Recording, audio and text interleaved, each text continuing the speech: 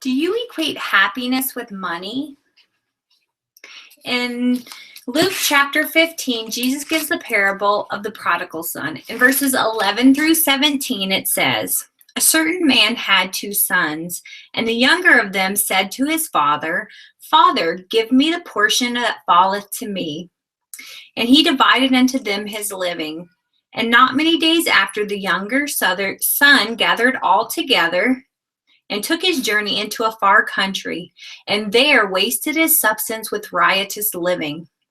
And when he had spent all, there arose a mighty famine in the land, and he began to want. And he went and joined himself to a citizen of the country, and he sent him into his field to feed swine.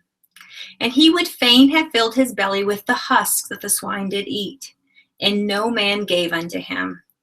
And when he came to himself, he said, How many hired servants of my father's have bread enough to spare, and I perish with hunger?"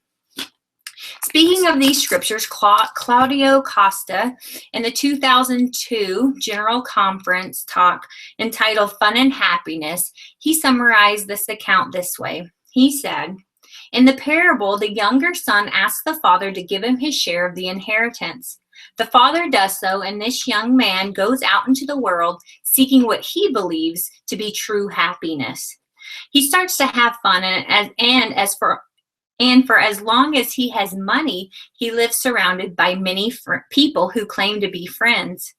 When his fortune is totally wasted with all the fun he has had with his so-called friends, all of them turn their backs on him, and he is left without a penny. He then goes through much suffering and disappointment. He starts working for a man feeding swine, and starving, he tries to eat even the husks that the swine did eat. He thinks of the father's servants who have enough bread to eat and to spare, and he does not have anything to eat," end quote. Heavenly Father wants us to be happy. In fact, the plan of salvation is often called the plan of happiness. The prodigal son thought money meant that he would be happy, but it ultimately led to suffering and disappointment. President Dieter F. Uchtdorf said, "External circumstances don't really matter or determine our happiness. We do matter. We determine our happiness. You and I are ultimately in charge of our own happiness," end quote. I agree with President Uchtdorf and know that happiness comes from within, and money will not bring us happiness. Right after me and my husband were married, we were talking with my father-in-law, and he gave me some advice that I will never forget.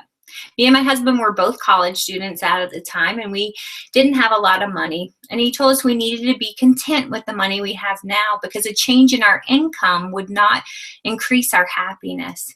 He told us not to pursue wealth as a source of happiness. He had noticed in his own life that as his income increased, his wants and needs also increased.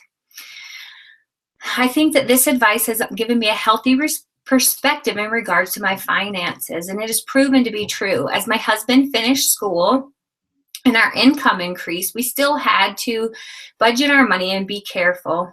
I noticed that just because our income increased, it did not decrease our problems or struggles. Some people believe that money does bring happiness. I'm sure that the prodigal son was having fun as he was wasting his money with riotous living. Some people think they confuse the temporary fun of